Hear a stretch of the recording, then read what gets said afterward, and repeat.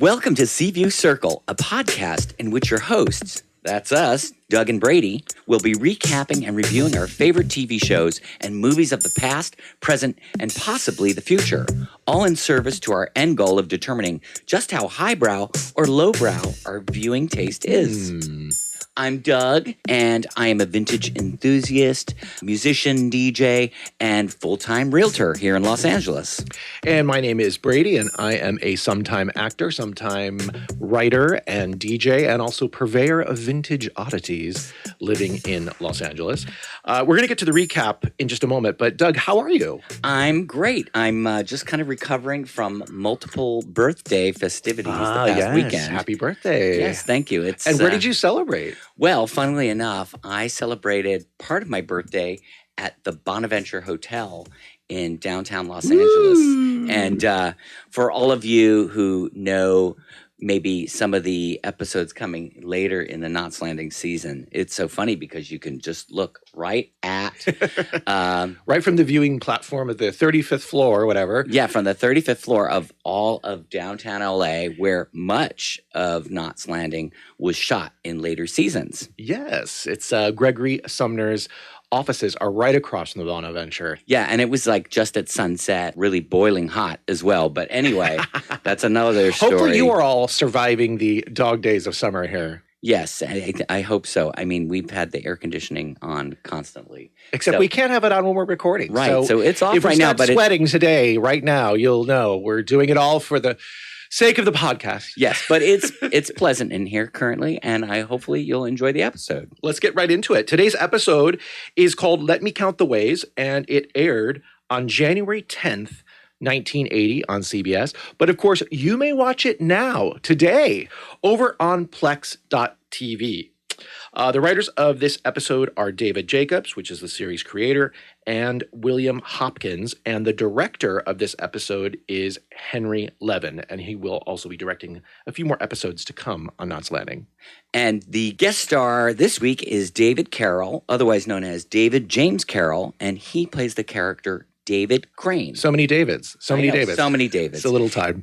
The IMDb synopsis is as follows. Teacher's pet Richard runs for a school board seat against a free-thinking teacher whom Karen finds dangerously attractive. Ooh.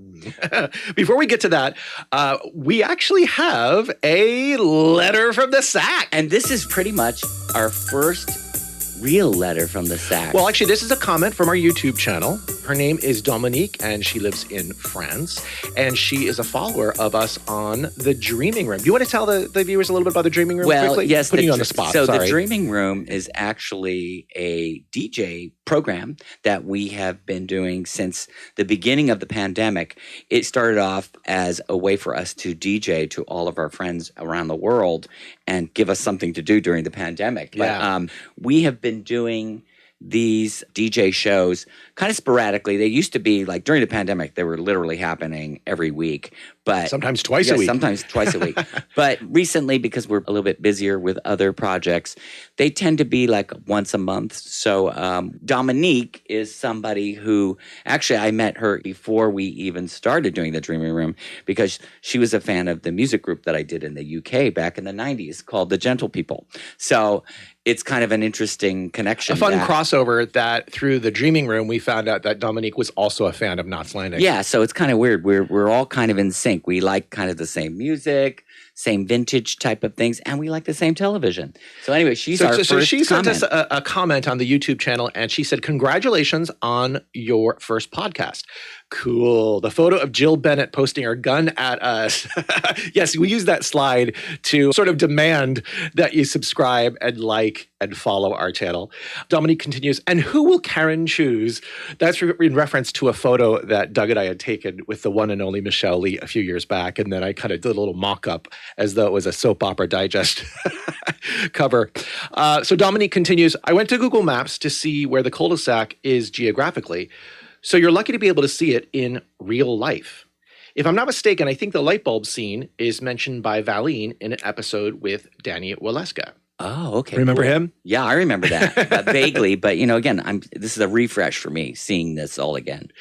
Dominique continues, the first season is entertaining and already addictive. It's amazing how positively the series is evolving. I look forward to listening to your next podcast. Greetings from France. Yay! So that's I fun. actually asked Dominique in a follow-up question about the French version of Knots Landing, which is called Côte Ouest. Yes, and I believe it has a different theme song. Yes, it does. In fact, we have to get that theme song on 7-inch single. Please, please, please. We must find it. I'm sure we can I know it find exists. I think there's a picture of Gary and I don't know if it's Gary and Val on the cover or Gary and Abby, but we'll have to track that down. I'm sure we have a few friends who live in France, so I'm sure we can get them to scour. It would some be a great record cross stores. promotion. We can play that on the Dreaming Room and promote the podcast. So I asked her about the French broadcast of Côte Ouest, and she said that it was pretty chaotic. They actually started airing the show from the beginning, season 1, but not until 1988. So they aired it Monday through Friday, like a daytime soap, so they could kind of catch up with the United States. But then that schedule was interrupted at some point, and then it resumed in the 90s. But not all the episodes were shown, and so the fans got upset because they were kind of left dangling. So there was a petition, and then they put it on some other channel, but it was a paid channel, so not everybody could see it. I guess there's only one DVD of season 1 that came out in France.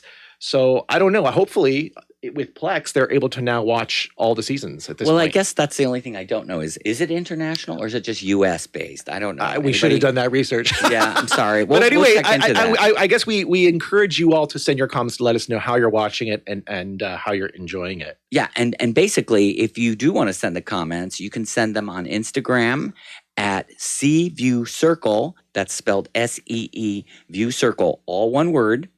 Also, the email is the same, seeviewcircle@gmail.com. Maybe we'll feature the topic in a future Untying the Knot segment. Woo! Hey.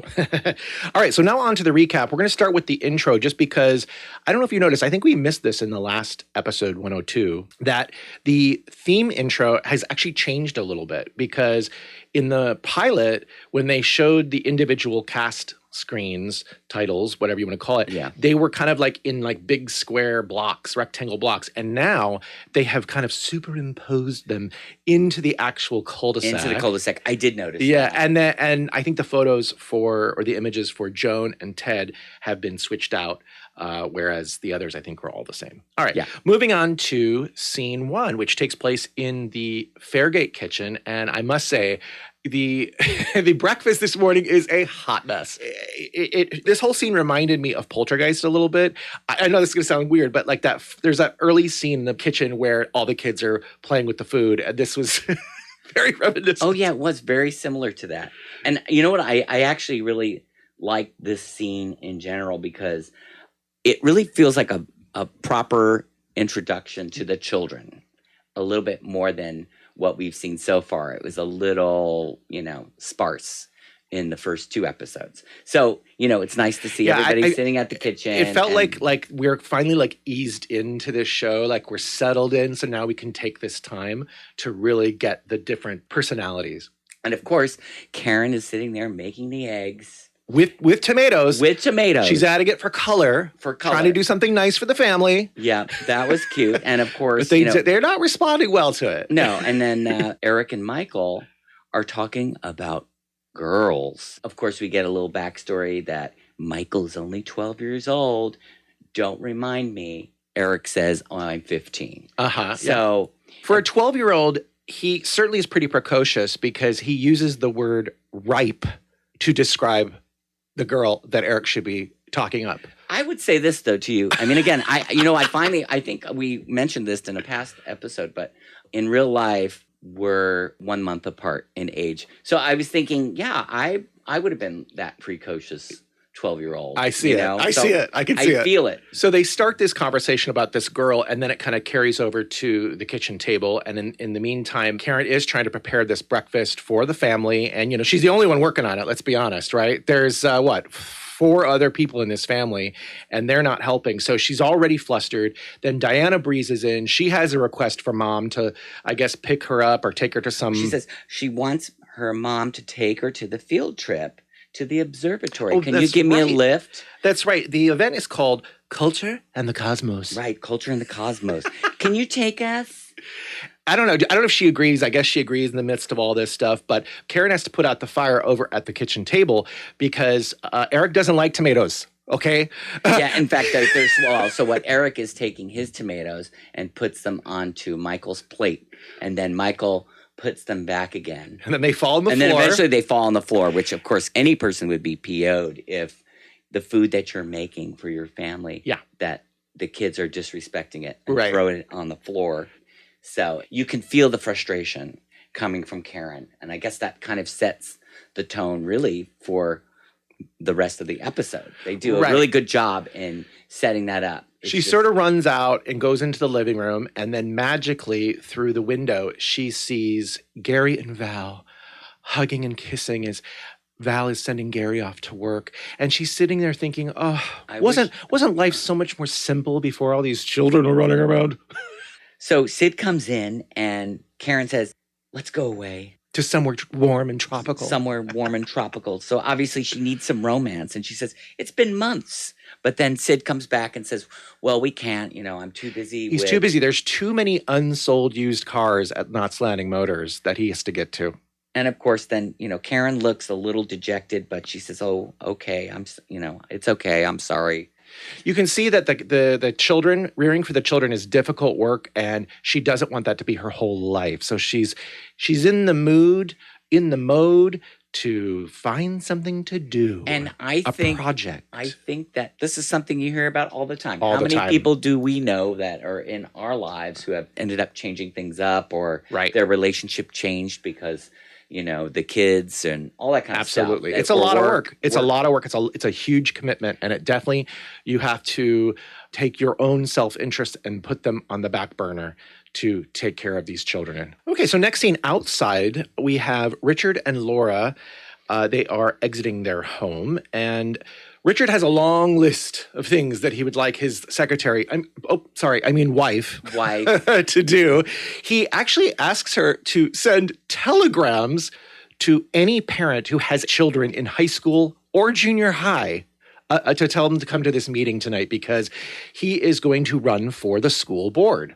Which is weird because he just doesn't seem like the kind of guy who's going to run for the school board. I was going to ask you that question, That's Doug. a little bit of a reach, but anyway. Yeah, I mean, knowing what we know of him later, this was a little weird. It felt a little forced. Like, it almost felt like they had this storyline that they were going to use for this show early on, again, kind of based off of this idea of scenes from a marriage.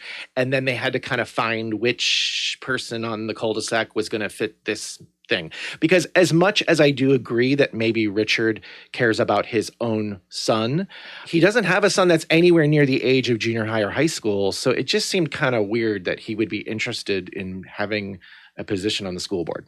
But anyway, it's still there, so we got to work with it, right? Okay, so Karen and Sid come out, and he immediately gets into what his cause is here. What is his cause? Well, his cause is David Crane, the teacher at radical school, teacher who has all these crazy ideas of bringing junkies and convicts into the classroom. Do you love how he actually shows because doesn't, I don't know if it's Karen or Sid says junkie, and then Richard's like, like this, and he demonstrates like shooting up or something. Oh my god. And then of course David Crane just happens to be Diana's favorite teacher. Yes, the one who's organized the field trip. Karen says, "Oh, that's Diana's favorite teacher." Right, and immediately when she starts hearing kind of the ideas that Richard is purporting to be so wild, she's kind of into it because she can actually see the value that might come from a young student being exposed to certain things, by someone who's not their parent, right?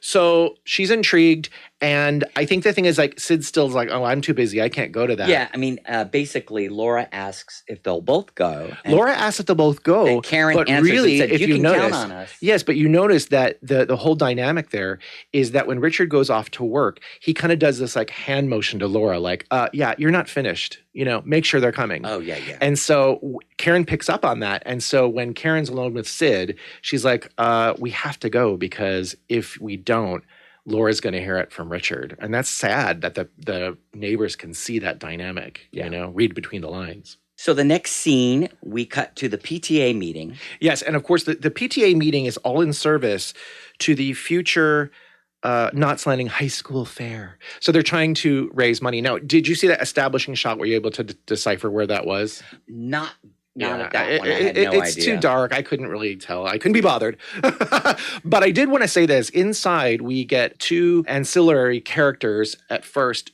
addressing the crowd. And dare I say, there's a little elephant in the room here, okay, in Knots Landing, right? Mm-hmm. We don't have a lot of people of color on this show for quite some time. So this really was the first time we're seeing someone, a person of color actually speaking, I think. I think so, yeah. And I have to say it was kind of like refreshing. But this is the thing that happened back in the 80s, the 70s and 80s a lot of times, is that the people of color, when they were on TV shows, they were often kind of relegated to these supporting roles. Like how many times did you see like the African-American judge, like all the time, Yeah. And so it's unfortunate that in these early seasons, there wasn't a character, person of color. But of course, we will see that finally in later seasons. Yes. Way down the line. We won't do any spoilers. But anyway, so the parent or teacher that we are seeing speaking, her name is Beverly Tollner, and she is an actress named Fran Bennett. She's worked on several shows. I think she actually will be on Knots Landing maybe for a couple more episodes in different roles. But she's also, worked on several things throughout the 80s and 90s. She was on Falcon Crest. She was on Dallas. Oh, wow. She was on Dynasty. So again, I'm sure she was playing like these little small roles where they needed to kind of move the story along. So that was her, and she's kind of addressing the crowd looking for donations for this fair. So Richard is already upset because Sid isn't there. Right. And he needs all the support and the votes that he can get. So he sort of sends Karen to go call him. Yeah, can you go call him? And so Karen basically runs into the hallway. This was so funny because this was kind of like a setup where you would never have to worry about this being a complication today. But back then, you needed a dime, right? Oh, yeah. You needed to make a phone call on a payphone. Well, you needed a dime, and yes, you needed to make sure somebody's not on the phone. Right. So Karen gets up to the payphone and she's searching in her purse for a dime. And then there's this dude there. Yeah, and of course, he's quite a good-looking guy. She says, "I'm in a hurry." And he says, "Can I borrow a dime? I want to use the phone." So that's kind of where all of a sudden the scene breaks through because he's very quirky. He's very charming. He has these big blue eyes. He smiles at her. Oh my gosh. And what was the thing where he said something? I don't know what the setup was, but he makes this really funny face. And that really breaks the tension or breaks the ice. And she immediately sort of like melts. Yeah. She's like, who is this guy? Yeah. She's like, who is he? And he is cute. I will give him that. I was going to ask you that. What did you think? Did you think he was cute? Did you think he was charming? I think he was cute. And again, he had those baby blues. By the way, this is David Carroll again. This is the guest star who we will be seeing a lot of throughout the episode. I was actually still, a little shocked. I didn't remember this episode really at all. So I think so far I've been surprised at how saucy things are in general. I mean, I think for Karen in this moment, certainly after dealing with what she was, having to endure earlier in the morning with the breakfast and the family and all the chaos, this was a nice little surprise and definitely gave her some brevity and a chuckle that she really needed in that day. So that was kind of like, it was just kismet that they met in that hallway. And then she gets to the phone, and then as soon as she makes the call, then Sid walks in late. So he's there, and he escorts her back into the PTA meeting. Back into the PTA meeting. So Richard has a little stack of index cards, and he's going through them to demonstrate to the parents just how radical this teacher, David Crane, is. He says that he brings in prostitutes and handguns and junkies, and that a junkie actually shot up in the class in front of the students. God. And then this guy stands up and he says, no, I have to correct you. No junkie actually shot up in the class. And then Richard realizes, this must be David Crane. Right. And then, of course, Laura says, "Oh, he's so cute." Oh my gosh. I love that. And if you notice, she actually leans over, presumably to tell Karen that he's so cute. But actually, if you look in the long shot, she's sitting next to Sid. Oh, that's funny. That's funny. Also in that shot, you can see that there's a boom mic very clearly visible. Yeah, I noticed which, that. That happens from time to time. And I did want to say, in our first 2 episodes of this podcast, we were basically recording them in a cave underwater. There were bubbles going up. There was echoes. Yeah, hopefully But hopefully our mic situation has improved. Please let us know if the quality is better. And if you see a boom mic running across the YouTube thing right now, well, then too bad. Too bad. So the lawyer that he is, Richard immediately goes into prosecutor mode, and David sort of pleads for his right to defend himself. Yes. What does he call it? He says it's a witch hunt, which I thought was very reminiscent of what we hear sometimes today in this world of 2024. And Karen is visually impressed by the way that David is kind of handling the crowd and sort of showing that, he's basically saying, I can prove to you that my methods work. Right. And he How does he mentioned do that. this? Well, he mentioned first that it was a diabetic who was shooting up. Important Not a junkie. Important fact. And then he said, I like to defend my methods. I love teaching. Richard doesn't care. He just starts passing out petitions to get this guy fired. And what does David do then? David says, this is how I teach. And he goes over to Karen and he kisses her on the lips. And the crowd goes wild. Did you notice they cut to Sid? And Sid is like visually amused. Was he turned on by this? Maybe. And Karen looks at David longingly at that point. I saw the look on her face was like, wow. Yeah, she's definitely mesmerized, shall we say. Totally. So then we kind of see, okay, we know where this is going. Laura is also intrigued as well, right? Yes. And to the point where Richard has to be like, Laura, we gotta go. He pulls her out. Pulls her away. So next scene, we cut to the bedroom with Sid and Karen. Later that night. Karen is in the bathroom, actually, the ensuite bathroom. And she's wearing a red nightie. I forgot to mention that earlier in the episode, she was wearing red again. And I know we have our little redometer going. And I think we're already, I don't know, we're at least 3 maybe. But she's looking at herself in the mirror as she's talking to Sid, who's in bed. And you've noticed she's sort of like posing. He's not really paying attention because he's reading something, but she's posing and looking at herself over the shoulder, and then she's combing her hair. She clearly felt turned on by the kiss. Because, she's obviously not getting the attention from Sid that she wants. Right. So now she's thinking, what else can I do to make myself more attractive? So she's lotioning up her elbows and she's perfuming her chest and her wrists. And basically she's kind of like suggesting that she didn't appreciate what he did. Right. David she did. said, I didn't give him permission to be Exhibit A. But Sid said, well, should I be jealous? And kind of very nonchalant. Right. And Karen, Sid realizes that what he had done. And he actually thinks, I think David Crane has pretty good taste. Yeah. So he's not the least bit worried. And maybe that kind of riles Karen more, right? Like she wants him to be jealous, right? And then there was a mention there. We're not going to get rid of him until we find out about his teaching methods. Right, because Sid's basically still thinking back to the Richard thing about, are we going to help Richard get this position? He's our neighbor. And Karen's like, well, I don't know. She says, not until I learn more about him. In fact, she says, I think the quote is, I don't think I'll do anything. And my question is she saying that about Richard? Or is she saying that about herself? Because there she is like perfuming her special areas. Well, I wish we could ask David Jacobs. Did you notice the wallpaper in the bathroom? I love it. It's that like fake wicker print, right? Yellow and white. Oh, well, my gosh. I noticed more the medicine cabinet because I think we had one of those in an old apartment just like that. It's a very like vintage 60s, 70s kind of cabinet. All right, so I guess this is the following day, and I have never seen Michelle Lee look so giddy as she does performing this next scene as she is preparing a special meal for Sid. She plops down those crystal glasses, and she can't even contain herself. And then the doorbell rings, and it's Val with some candlesticks, and she grabs the candlesticks, the borrowed candlesticks, and she just runs and skips to that table to put them there. She's never seen a table quite as lovely as this. So excited. She's got the kids out of the house, and she bought this nice room. Yes, and Val asks, is this like, is this for an anniversary? And Karen's like, no, this is just, I want to do something special. And she said it's the mood I'm in. The mood she's in, yes. Yeah. And there's this gorgeous lavender dress.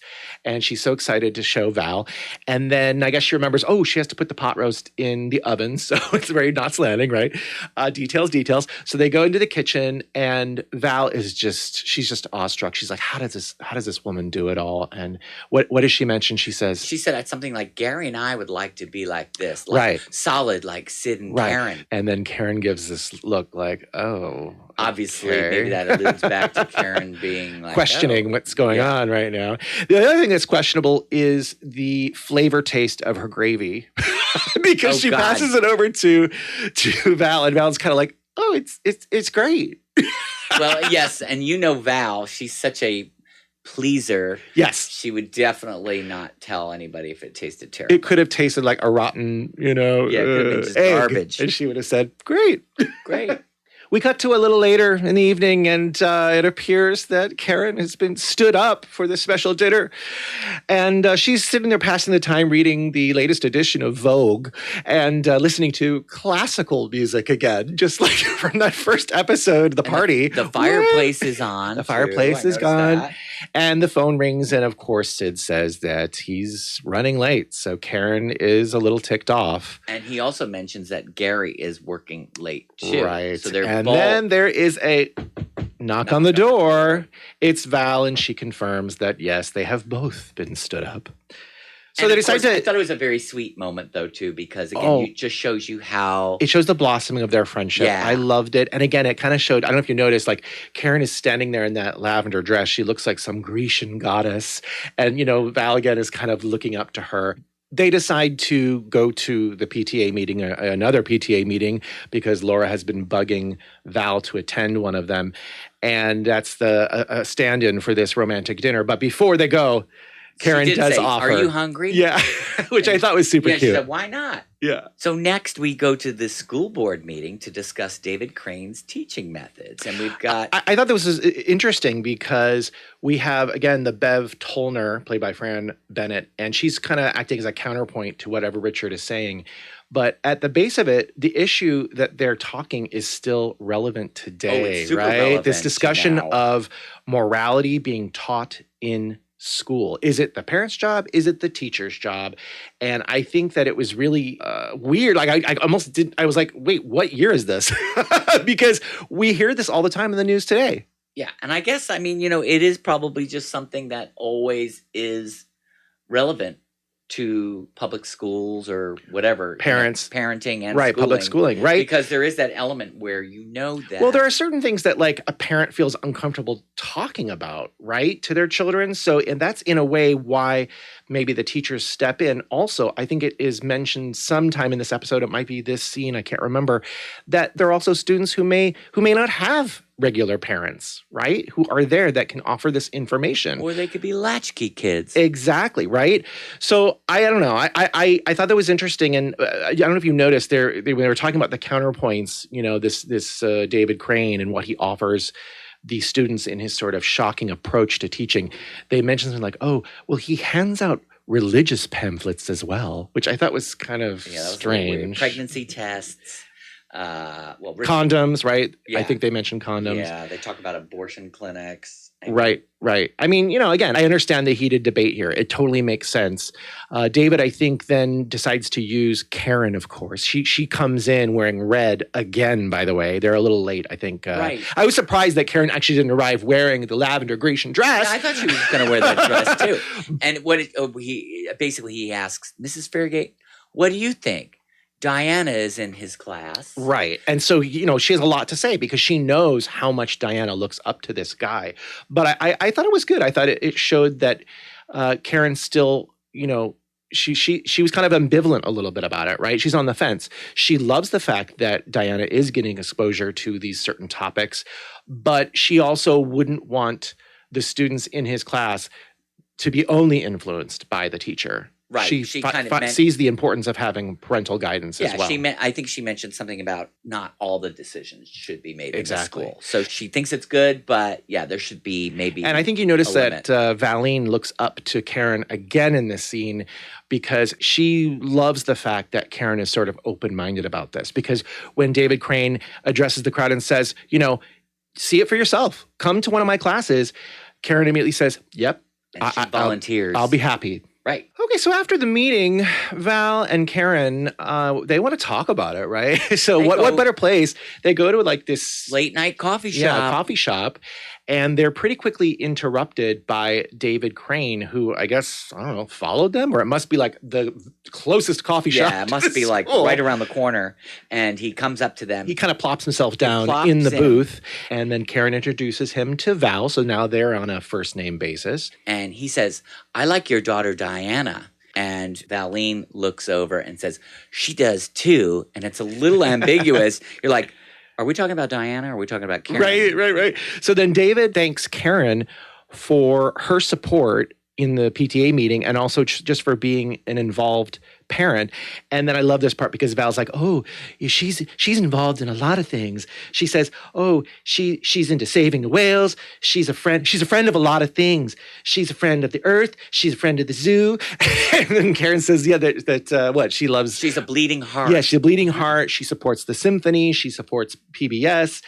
And then I thought this was a little interesting because she talks about her backstory and about how she went to college and she graduated kind of right before or right as the civil rights movement was starting. In the early 60s. And so she feels like she kind of missed out on like the hippie generation. But I'm telling you, I feel like I remember in later seasons when they do the flashbacks that Karen is very much part of this civil rights movement. I think you're right. I'm getting a visual in my brain of So there's a lot of protest posters. Yeah, a lot of protests. But anyway. Not only in this early season, but also in the later season too, flashbacks. So I don't know, but whatever. It sets the stage and it keeps the story moving. Well, we'll have to remember this for later when we get to that point. Yeah. But maybe it'll be like a discrepancy. I mean, certainly for here, what it's showing is that this kind of battle right now against Richard and his seat on the school board has become Karen's mission right now, right? She's going to support the progressive forward thinking of David Crane, who is also sort of an idol or a hero in her own daughter's eyes. So that'll kind of win her brownie points there. But it just gives her something to do so she's not just folding clothes and making eggs with tomatoes. Now, speaking of tomatoes, let's talk about peanut butter. Let's talk about a peanut butter sandwich. It's time to talk about peanut butter. What was that all about, right? What was that? They're basically flirting over peanut butter puree. I called it peanut butter discourse. Peanut butter discourse. That's what I thought was funny. Valine says, I like to eat peanuts right out of the shell. And then for some reason, it's a suggestion that he creates a poem about peanut butter, and he does. And I think one of my favorite lines from that is he says something like, the peanut butter, I don't know if this is paraphrasing, sticking to the roof of my expectations. Yes. Eyes of brown. Speaking of Karen. Yes. Darker than peanut butter, tough to spread. Tears the bread. I'm telling you, the innuendo in the scene was really thick. Like, I've never seen people sipping coffee with so much intention. She's eating it up like a peanut butter and jelly sandwich. Yum. And all the while, Val is watching this. She's seeing the glances between David and Karen, and she realizes there is a mutual attraction. And I think there's a part of her that is kind of maybe a little titillated by it, I guess, but she's also showing her concern. Like, watch out, Karen. Afterwards, Karen comes home and she immediately hears the phone ringing. She picks it up and it's David. And I don't know, I really liked Michelle Lee's natural delivery here of this episode, just taking a call from this guy. But on the other side, you can tell that David Crane is super excited. Oh, he's horny. He's on the bed. He is horny on the bed. That's what I said. I said he has a huge something for Karen. So he's checking in to make sure that Karen got home okay. And Karen's like, yeah, I'm okay. And then I don't know if you noticed, the music cue kind of changes. It gets kind of creepy.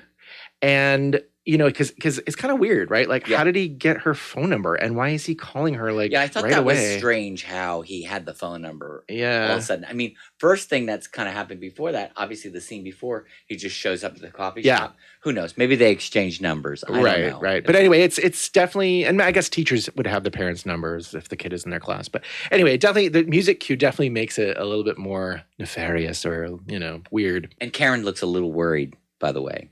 Oh, for sure. Yeah, she's like, why is this dude Good calling me? night. Say good night. Yeah. So the next scene, we see Karen and Richard sitting in on David's class. And there is a very young woman at the front of the class. Very smiley young woman. Very smiley, and she's speaking to the class.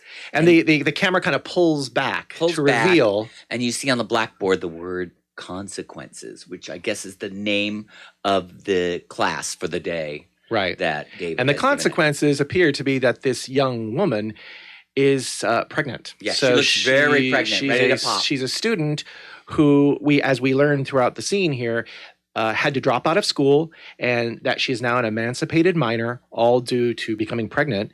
And obviously right away you can see in Karen's face that this is an important issue that she would worry happening to her daughter, right? And she looks at Diana, and you can kind of see the worry on her face. Yeah. So there's this moment where you know that Karen is all for this method of teaching, right? But then you flip over to a shot of Richard, and I don't know about you, but to me, he looked like he was kind of impressed as well. But of course, he has to hold his party line. He has to say that this was appalling. But ultimately, I think he could see the value in what David was trying to do here. Now, this young lady here, do you recognize her at all? She looks familiar, and she sure does. Did you say her name is Marianne? Yeah, the character's name is Marianne. I looked it up on IMDb. They might have mentioned her name once, but I looked her up, and the actress is Sherry Stoner, and you might recognize her because she worked on 4 episodes of Little House on the Prairie. Oh, okay. Well, she does look familiar. I mean, listen, we can do a deep dive into Little House on the Prairie sometime too. That would be fun. Yeah, you let us know your interest, and we'll be happy to to add that into the list.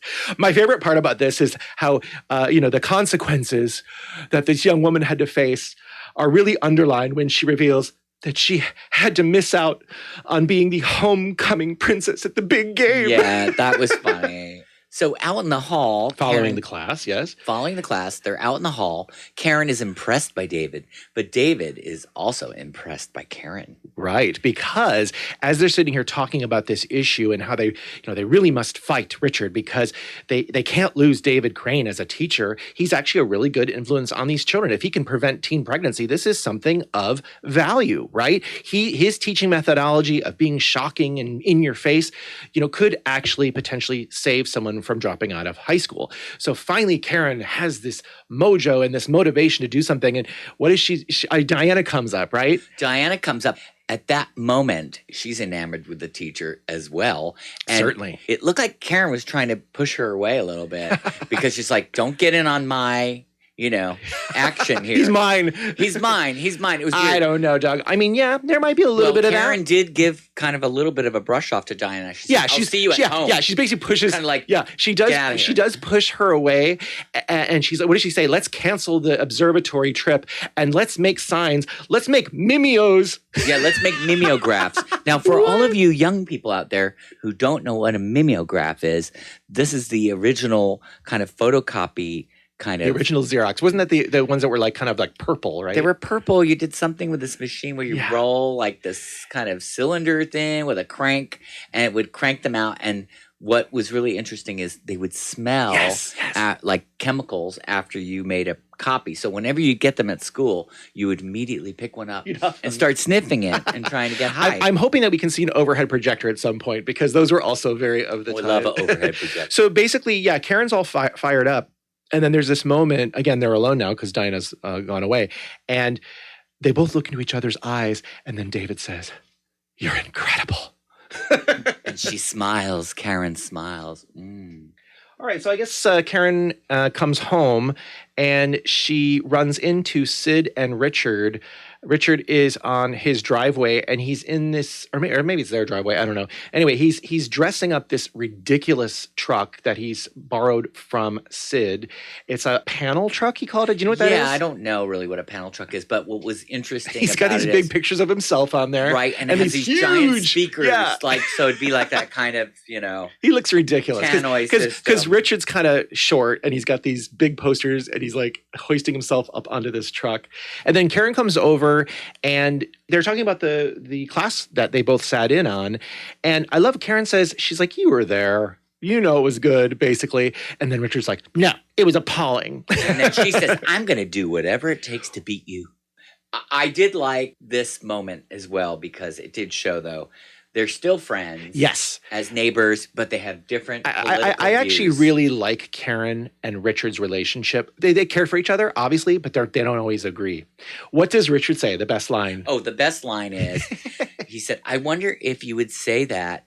Right, alluding to her David. fighting him. Yeah, I wonder if you would say that if he didn't have those curly blue eyes, which I thought was a little weird too, because I was like, curly hair? Right. I had to rewatch it a couple times. Yeah, me too. I did too. Did he say curly hair and blue eyes? But he said, no. I was like, yeah. Oh no, I heard it. I heard it right the first time. But that's what makes it so funny. And then I guess Karen goes in, and then there's a little moment between Richard and Sid where Richard's really trying to lean in on Sid for his vote. And again, this is kind of weird and confusing to me, going back to what we said at the beginning, where Richard sees getting a job at the school board as like advancing his career. And I just don't see how that connects really, because he's a lawyer. But I guess Richard's just looking for anything to like be bigger and be better, I guess. Yeah, but doesn't he say something as well? Like, it's not personal. Right. He asks Sid for the help. And Right. it's just like, he, as a neighbor, he wants his help, whether he believes in the cause or not, which is kind of a little weird. Yeah. But. So we're back at the classroom, and you can see the kids are making posters. Woo! And this is the second episode in a row with protest posters. Yeah, protest posters. At least this time, Karen is a little bit more dressed down for poster painting, Yeah, right? she's got her hair in two bunches, like pigtails. Oh, so she's my a little bit gosh. more relaxed. Can we just talk about that? That was a good hairdo? look. I mean, her. definitely, I think this was an attempt. When I first saw it, I was like kind of shocked. But then as you see where this scene goes, I think it was an attempt to make her look a little bit more youthful. Yes. As she's being paired up with this dude. Okay, right. carry on. So then they take a little stroll outside the classroom. It's nighttime. And there's a little bit of backstory. They talk a little bit about some stuff. Yeah, like, And why then- did you become a teacher? You could do anything. All complimentary, flirting. How about you, Karen? Do you love what you do?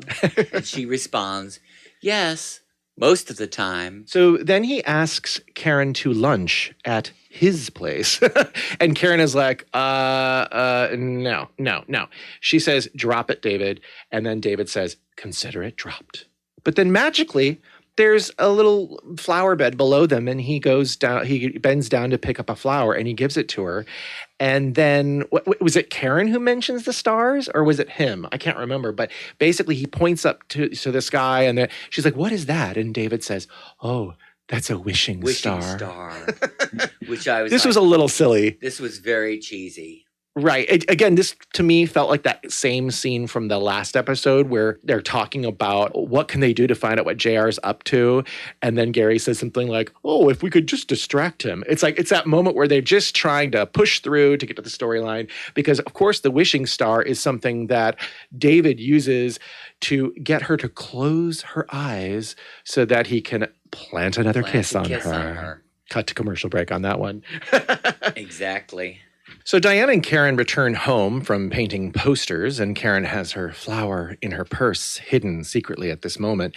But Sid is pissed off that they are returning home so late, and he's busy working on something. We still don't quite know what this is.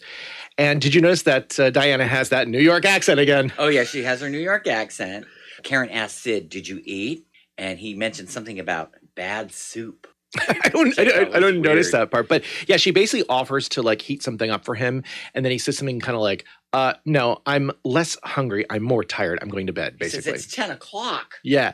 But if you notice, she kind of lingers over his shoulder when he's sitting down, and he's definitely working on something. And I think that we will see what that is a little bit later on. Yes. And it's a plot point that moves forward.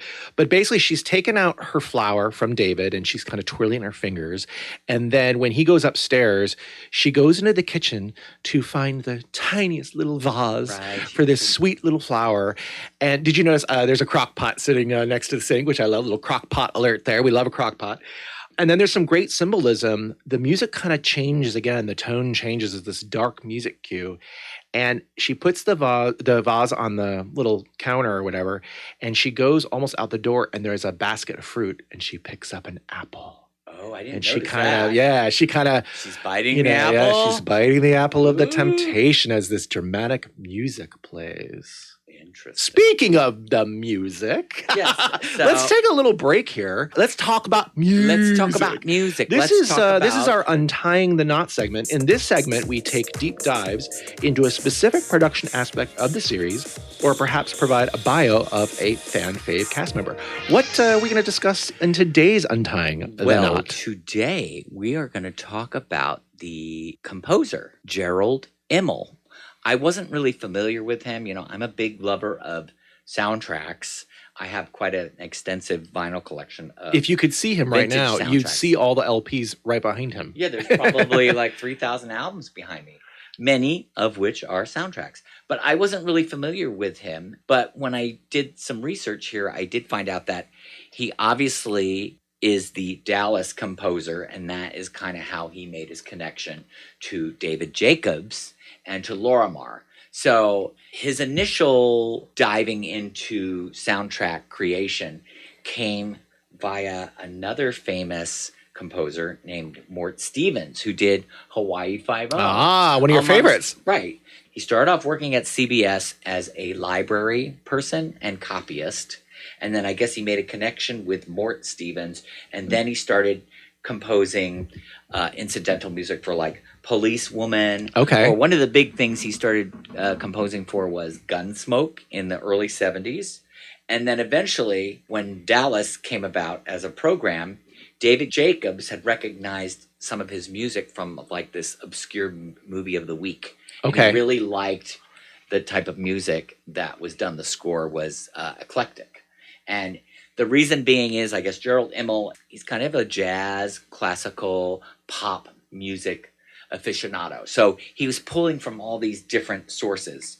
One of the really interesting things I found out about the Knots Landing theme was that he teamed up with another gentleman who was a keyboard player, and they used the synclavier. Have you ever heard of that? I kind of remember it from maybe seeing it like on a keyboard. Right. It's like the earliest commercially available digital samplers. Okay. So what he would do is he created most of the music on the digital sampler first. Oh, okay. And then he would bring it into scoring with an orchestra. So all the original, like when he's composing, he would use the digital sampler. Now, what was really bizarre about that sampler was, I mean, I've heard of like a Fairlight is one that I've heard of before. And as you know, or you might not know, I worked with a music group where we did a lot of sampling. You know. But anyway, so I'm really kind of geek out on this stuff. But what was so bizarre about the synclavier was that it's been used in so many different records and famous compositions that you've heard. So Laurie Anderson used it. Mm-hmm. Tony Banks of Genesis used it. The Church used it in the song Under the Milky Way. Okay. Depeche Mode. Duran Duran used it on the Reflex. Okay. Paul Okay. Hardcastle. Oh, this is great. Now, the funniest thing is, besides Trevor Horn, too, who used it, the most famous synclavier track, and we could do a deep dive on this if you want. We'll just do a dreaming room only of synclavier. Oh, it could literally be, it's an amazing story. So the first chords that you hear in the song Beat It are straight up, not only synclavier, Dun, dun, dun. bung. Yeah. It's literally the same composition that's on the vinyl record that is like a demonstration record that came out from synclavier. Showcasing the keyboard. Oh, wow. So it actually almost became like a big lawsuit. There was this all weird stuff. Oh, my gosh. Where literally it's like early sampling, you know, because that became a huge issue later in the 80s where all the hip hop and the house people were all sampling all the different records. But these sounds, because they were like, you know, it was on the sampler and a keyboard, it was like one of the basic patches. Oh, that I they can had. just, you know what? It's funny. I have a Casio keyboard somewhere in this room, so we don't have to dig for it. But it's the one that has that synclavier. I can almost, in a way, hear that sound on there too. Well, you know, and now that you bring it up, what was interesting when I was reading about him, you know, creating the Knots Landing music too, was they wanted something that was contemporary as well.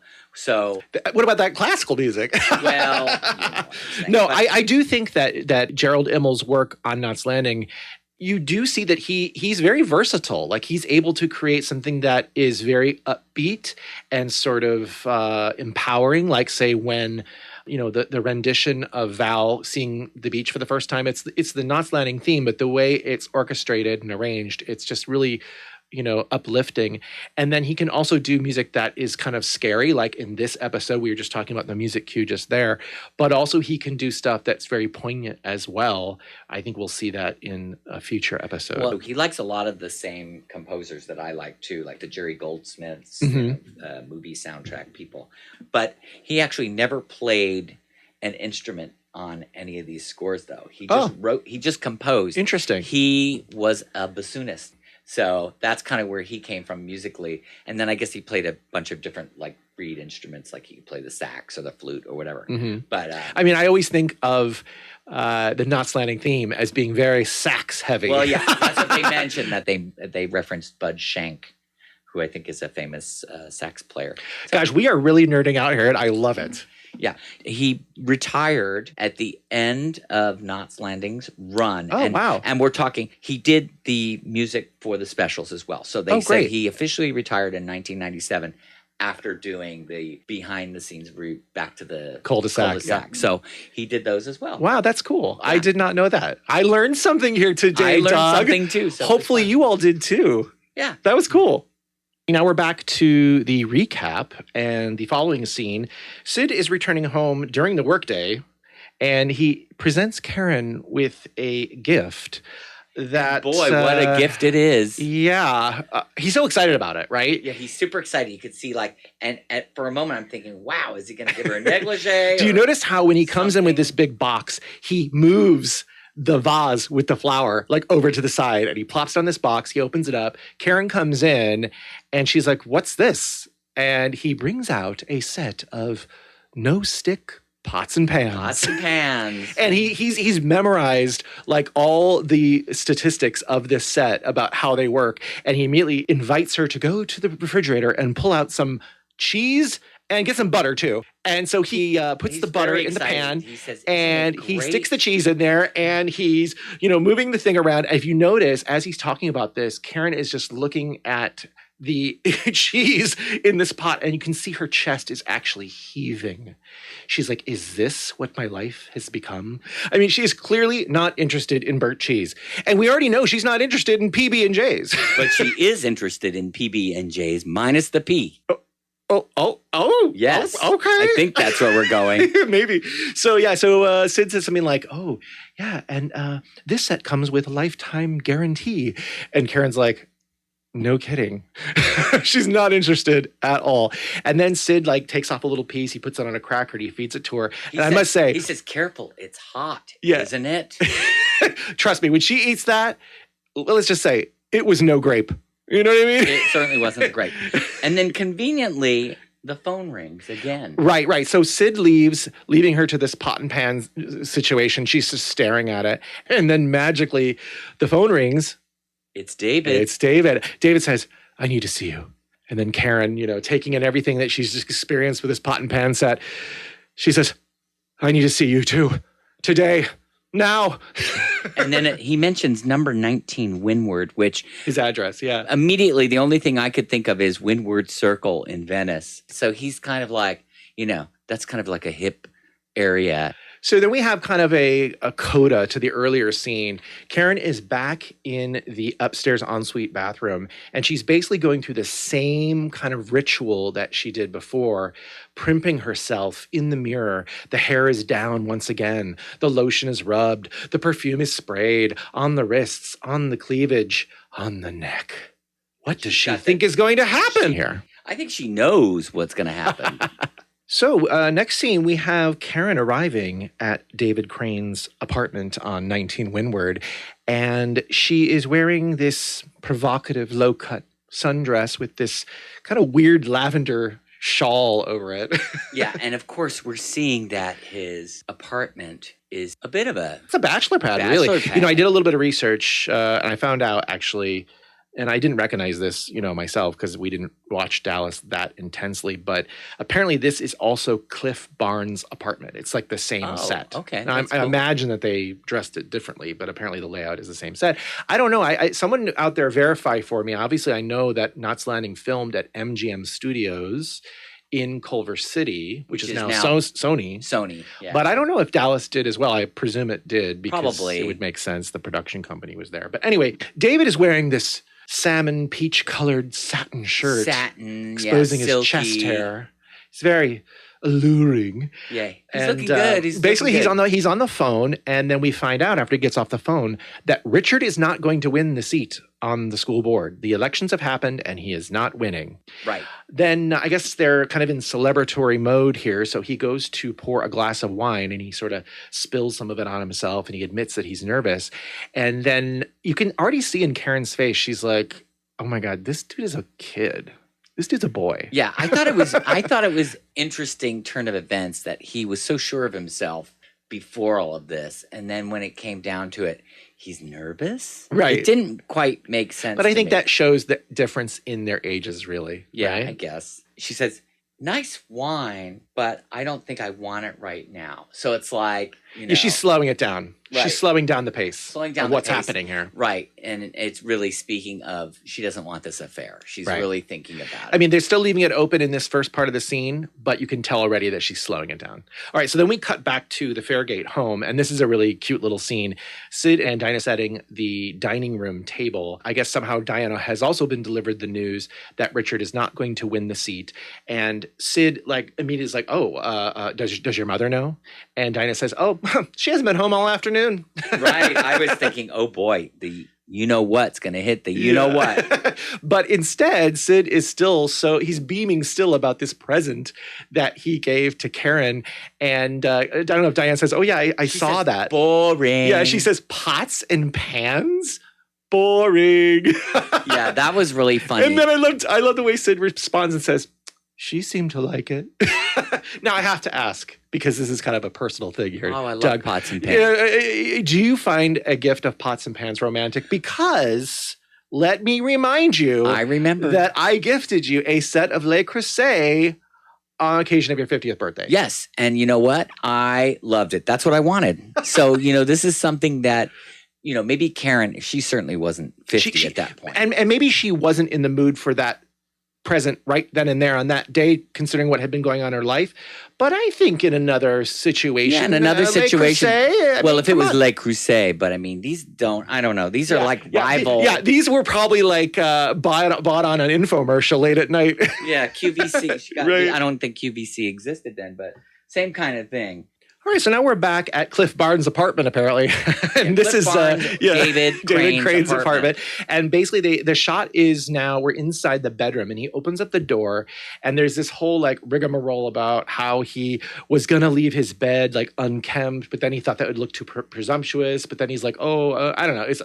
He's basically nervous, right? He's running over his words, and Karen's just kind of looking at him in the doorway like, this is a little kid. This is a little child. And then he says something like, well, aren't you nervous? And she says, I'm not nervous. She says, I'm not nervous. And she knows she's not nervous because she knows she says, I can't do it. She says, I can't do it. This is not who I am. And then they immediately go back into the main room, taking away that kind of sexual tone of the bedroom. But before we go in there, did you notice that weird ice cream cone, fabric art on the wall? It was so weird. I actually have a screen cap. Well, I liked a lot. Oh yeah, but I liked the sheets. I thought they were kind of Mondrian-esque, but in a little bit more of earth tones. Right. Very 70s. So this whole scene is the kind of what we'll call the climax, even though there is no climax. There is no climax. It is the climax of this episode because it's basically Karen revealing how this whole experience has made her feel, right? She has sort of FOMO back in the day, right? Right. She doesn't want to miss out. She said she missed something, missed being a student protester. Right. She says right now she sees herself as a wife, as a mother, as a good friend, as a committed citizen. But these days, she doesn't really see herself as a lover. Right. And she talks about her wrinkles. Right. She's looking at herself in the mirror. She's talking about midlife. She sees new wrinkles appearing. She sees skin drooping. It's midlife. Very pertinent. I mean, it's very relatable. I can relate completely. I think so many people can relate to this. People, especially who have been in relationships that are longer than, say, 10, 15 years. You wonder, where did all this time go by? by, you also feel maybe that you're, I don't know, taken for granted, right? Because oftentimes when you're in a relationship for a long time, you forget to say to the other person, oh, you look really good today, or I find you attractive, or I find you sexy, or even I love you, just checking in and saying those kind of things, they become fewer and far between as you get older. So for this guy to kind of breeze into her life, it really gave her excitement and it gave her something to look forward to in her day, right? If she and was you know what? There's nothing, I don't think there's anything wrong with it. It's nice to know that somebody thinks you're attractive, even if you're not going to act on it. It's like, it's good for the ego. Exactly. And it's Karen says it, that David coming into her life made her feel young. It made her feel sexy. It made her feel vital. And she actually thanks David for this offer because it's the way that it made her feel. She said, it's been wonderful. He says, it could have been wonderful. And she says, it was wonderful. Right. It's like the sweetest rejection I've ever seen. There was no anger or anything. It was a nice moment that happened. And of course, we're glad that Karen isn't the wanton woman that we thought she was going to be. Yeah, and I think that was interesting about this episode, and we'll talk a little bit more about it maybe after we wrap it up. But Karen is kind of the moral center of this show. Yes, really more than anybody else. And so for her to be tested in this way and then to reject it is something that, we need to see, right? Early on. So this is very early on. I think that's what's kind of interesting in revisiting from the very beginning too, is you can kind of see where each character's moral code lies. So like now we've got a great indication of like how Karen is going to be throughout the rest of the entire show. And in glances, you also see this also through, say, a little bit Val this episode as well. Now, I will say the cut scene of this was seen, I don't know where we're at, but the cut scene was David Crane in the shower, taking a cold shower.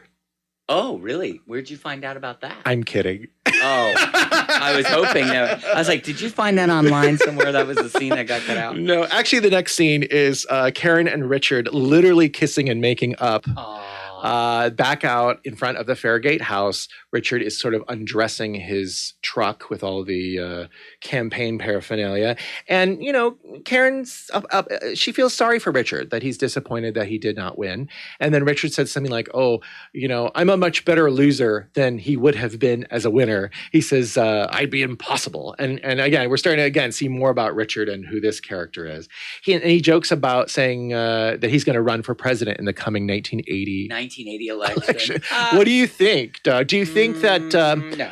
President Avery would have been a better choice for the United States than President Reagan? Probably, to be quite honest.